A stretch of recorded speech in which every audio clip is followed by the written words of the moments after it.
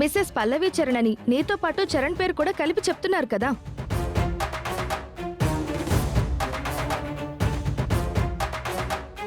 పల్లవి అంటే నువ్వు కాదనడానికి కూడా లేదు కదా.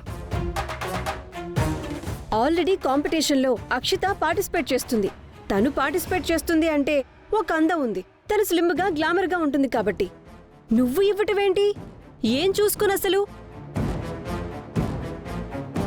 ఏమండి, అసలు నా పేరు వాళ్ళు ఎందుకు అనౌన్స్ చేశారో నాకు నిజంగా తెలియదండి. తనకి తెలియదంటుంది కదే. తెలీదంటే సరిపోతుందా? దీనికి తెలియకుండా దీని పేరు అనౌన్స్ చేయడానికి వాళ్ళకేం అవసరం? ఇది పేరిచ్చే వచ్చింది, మనకి తెలీదు అనుకుంది. తీరా అడిగేసరికి నాకు తెలీదని నాటకాలు ఆడుతోంది. అయ్యో లేదత్తయ్య. ఏయ్, లేదు లేదు కాదు లేదు, నేను చెప్తున్నాను. ఎట్టి పరిస్థితుల్లోనూ నువ్వు ఆ కాంపిటీషన్లో పార్టిసిపేట్ చేయడానికి వీల్లేదు.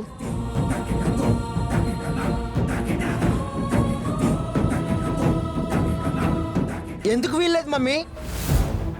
నేను నీ షాప్ ఓపెనింగ్ చేస్తానంటే వద్దంటావు. వదిన మిస్సెస్ హైదరాబాద్ కాంపిటీషన్లో పార్టిసిపేట్ చేస్తానంటే కుదరదు అంటున్నావు. ఎందుకు?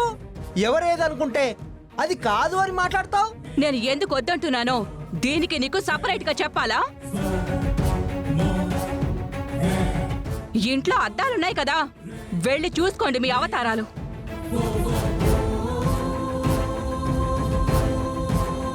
అసలు అలాంటి కాంపిటీషన్లో గ్లామర్గా ఉన్న వాళ్ళని చూసి ప్రైజ్ ఇస్తారే. ఈ అవతారంతో నువ్వు స్టేజ్ ఎక్కితే అందరూ నవ్వుతారు, చీ అంటారు. చీ అంటే దులిపేసుకోవడం దీనికి అలవాట్రా. దాన్ని మాత్రమే అనరు కదా, దానికి బుద్ధి లేకపోతే మీ బుద్ధి ఏమైందని నన్ను నిన్ను కూడా అంటారు. అప్పుడు మనం తలెక్కడ పెట్టుకోవాలి? అత్తయ్య, మీరందరూ అనుకుంటున్నట్టు ఇలాంటి కాంపిటీషన్లో గ్లామర్గా ఉన్నవాళ్ళు స్లిమ్గా ఉన్న వాళ్ళే కాదు, లావుగా ఉన్న వాళ్ళని కూడా యాక్సెప్ట్ చేస్తారు. అక్కడ గెలుపిచ్చేది, సెలెక్ట్ అయ్యేలా చేసేది కేవలం గ్లామర్ మాత్రమే కాదు, తెలివితేటలు, సమర్థత, సమయస్ఫూర్తి కూడా గెలుపునిస్తుంది. నీకెన్ని తెలివితేటలున్నా మా పరువు మేం పణంగా పెట్టి ఈ జోదం ఆడలేం కాబట్టి నీ అత్తగారిగా చెప్తున్నాను, ఎట్టి పరిస్థితుల్లోనూ నువ్వు ఈ కాంపిటీషన్లో పార్టిసిపేట్ చేయడానికి వీల్లేదు.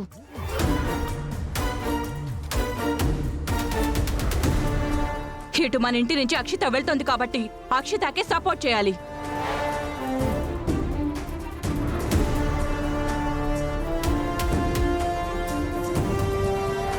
సరే అత్తయ్య, మీరు చెప్పినట్టే నేను వింటాను.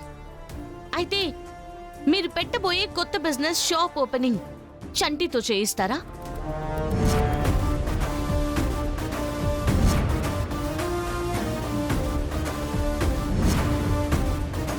హే, దానికి దీనికి ఏంటి సంబంధం? సంబంధం ఏంటని నన్ను క్వశ్చన్ చేయక్కర్లేదు. చంటితో మీరు షాప్ ఓపెనింగ్ చేయిస్తాను అంటే నేనిప్పుడే డ్రాప్ అవుతాను. లేదంటే ఖచ్చితంగా నేను పార్టిసిపేట్ చేస్తాను.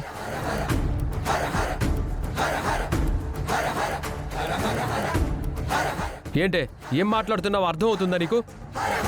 మా మమ్మీ ఎందుకు చెప్తుందో అర్థం కావట్లేదా? సరే అండి, నేనేమి మీ అమ్మగారి మాటకి ఎదురు చెప్పట్లేదు కదా.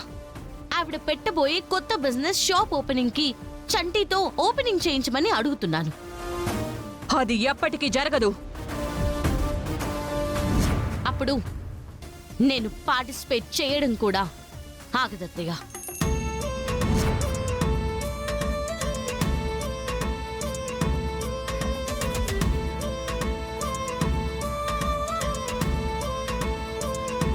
అసలేం చూసుకునే నీకింత ధైర్యం? ఏం చూసుకొని నువ్వు కాంపిటీషన్ లో పేరిచ్చావు? తను గ్లామర్గా ఉంటుంది, స్లిమ్గా ఉంటుంది కాబట్టి ఆ కాన్ఫిడెన్స్ తో పేరిచ్చింది. దానికంటే ఎక్కువ తెలివుంది, సమర్థత ఉంది, గెలవగలను అన్న నమ్మకం నాకుంది. అందుకే నేనిప్పుడు పార్టిసిపేట్ చేస్తాను అంటున్నాను. ఇప్పటికీ నేను చెప్తున్నాను, ఆ పేరుని నేనివ్వలేదు. కానీ ఎటు అనౌన్స్ చేసేశారు కదా, మీరు కాదు అంటున్నారు కదా. మీ నిర్ణయానికి నేను ఓకే అని చెప్పాలి అంటే నేను చెప్పిన దానికి మీరు ఓకే చెప్పాలి. లేదంటే నేను ఖచ్చితంగా ఈ కాంపిటీషన్లో పార్టిసిపేట్ చేసే తీరుతాను.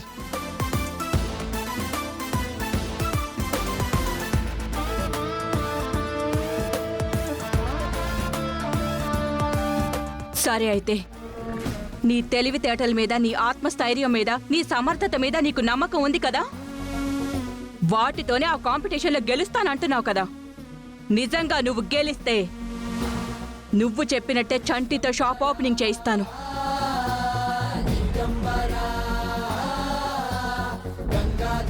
ఒకవేళ నువ్వు ఓడిపోతే ఏంటి?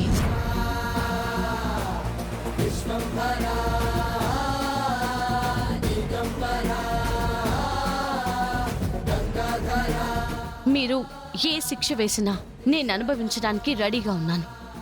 అయితే చెప్తున్నాను విను. కాంపిటీషన్లో నువ్వు ఓడిపోతే నా కొడుక్కి విడాకులు ఇవ్వాలి.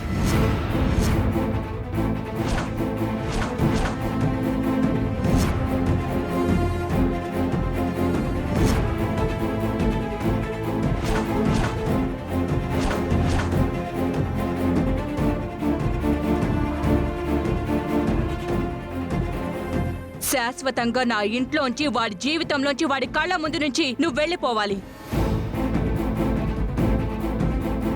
ఓసే, ఏం మాట్లాడుతున్నావే? మీరు మాట్లాడొద్దు అత్తయ్య. నేను వద్దని చెప్తున్నా ఎదిరించి మాట్లాడుతుంది కదా, నాకే ఛాలెంజ్లు చేస్తోంది కదా. అందుకే నిజంగా దానికంత దమ్ముంటే ఛాలెంజ్కి ఒప్పుకోమానండి.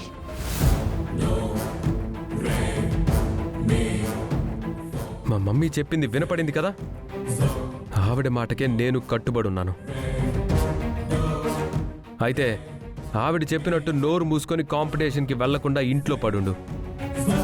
లేదు, ఛాలెంజ్ చేసినట్టు కాంపిటీషన్లో పార్టిసిపేట్ చేస్తానంటావా? గెలిస్తే తమ్ముడితో షాప్ ఓపెనింగ్, ఓడిపోతే నీకు విడాకులు.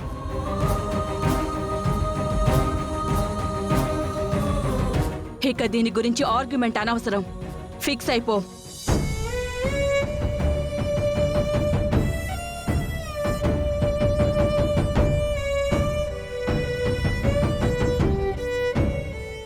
ఏయ్, డే 1 నుంచి అనుకుంటున్నాను, ఎప్పుడు నా నుంచి దూరం అయిపోతావా అని, ఎప్పుడు ఈ బంధం నుంచి నేను విముక్తుడిని అవుతానా అని.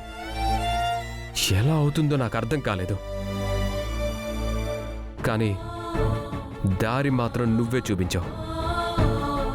నీ అతి తెలివితేటలతో నీ గొయ్యి నువ్వే తవ్వుకున్నావు. విడాకులు తీసుకోవడానికి సిద్ధంగా ఉండు.